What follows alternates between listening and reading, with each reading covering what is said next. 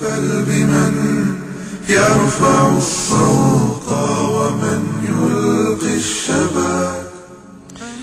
Now, brothers and sisters, we're back. Thank you for joining us on an important episode of American Muslims Today. We, of course, are very concerned and our hearts are united with our brothers and sisters in Gaza who are under steady bombardment from the Israeli army.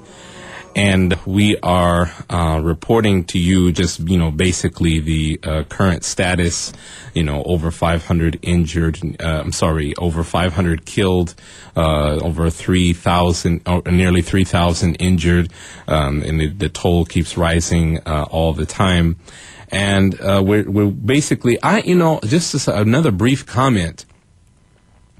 I reported a little while ago, it was a story about Rachel Ray and how she was being accused of supporting terror because she did a Dunkin' Donuts ad and when she was wearing a scarf that looked like a Palestinian rag. I'll play a little bit for the shocking report for you right now. Controversy. We want to show you this advertisement. It's stirring up all kinds of trouble for Rachel Ray. It's an ad for Dunkin' Donuts. They pulled the ad because they got complaints that she looks like she's supporting terrorism. Okay, why? It's about the scarf she has on. Let me put up this split screen with Rachel Ray and Yasser Arafat. There's a pairing you never thought you'd see. That's called a keffiyeh.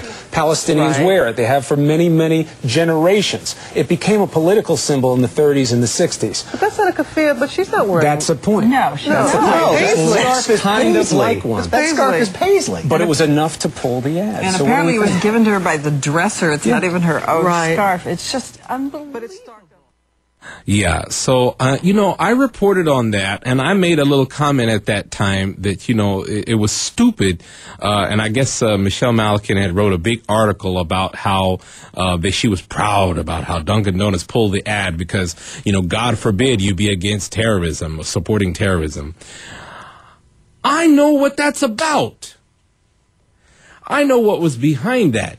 The people who are behind that call for pulling that ad are people who are afraid that the promoting and the popularization of a headdress or a headgear or any type of clothing that is worn by the Palestinian people just might translate into sympathy for their cause and actually a concern about their affairs.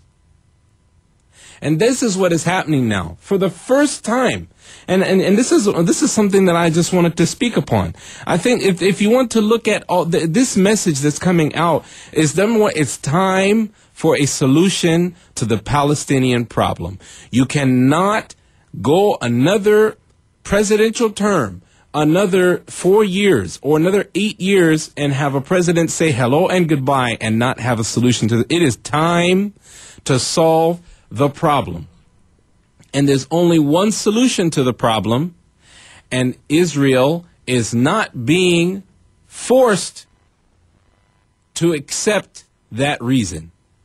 The Palestinian people are being dictated to, and everyone else is just sitting and listening to Israel and just bowing their heads to whatever they say.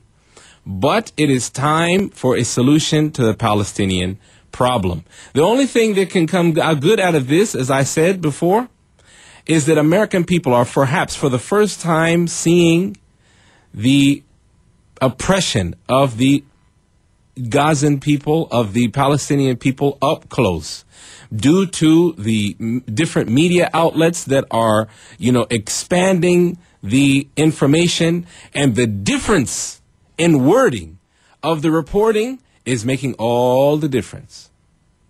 Now, if you look at American reporting, they say, even with Israel's bombardment of the Palestinian towns, rockets still keep flying into Israel.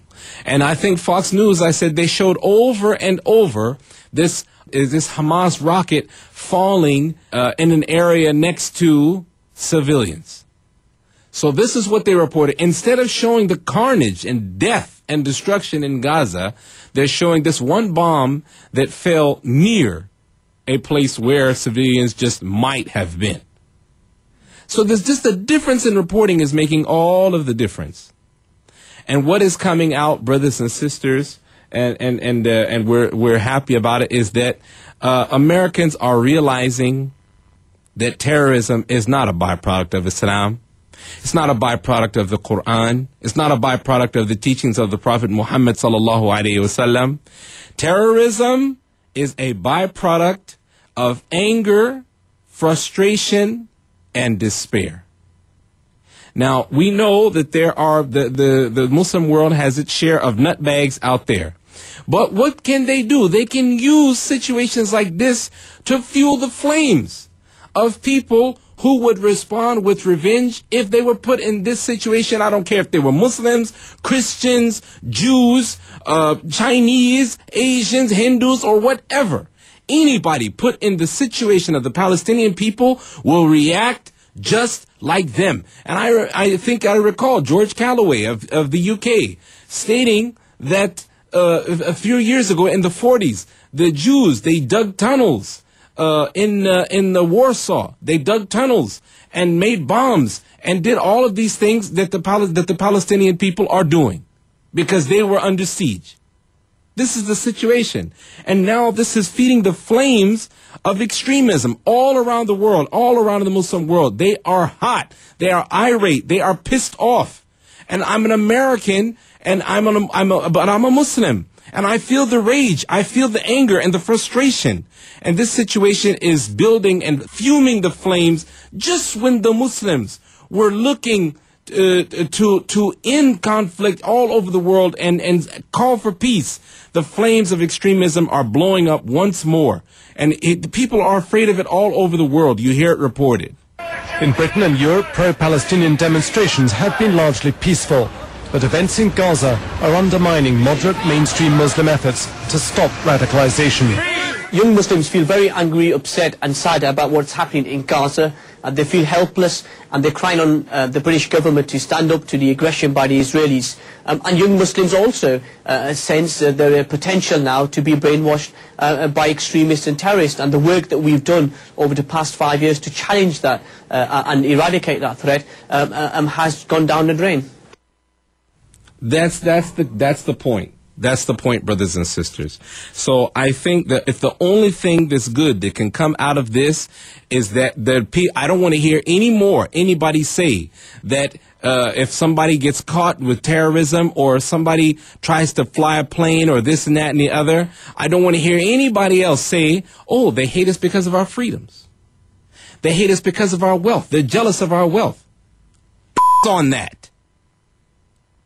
That's not true. Let us open our eyes, look to what's going on, and find a solution, finally, to the Palestinian problem. Brothers and sisters, we'll be right back. It's interesting you say that because there have been a couple of studies lately, and they do show that at least in Afghanistan and Pakistan, where the people are who really attacked us, they don't hate us for our freedom, Ms. Palin. They hate us for our airstrikes. Apparently, when you bomb people, they don't like it.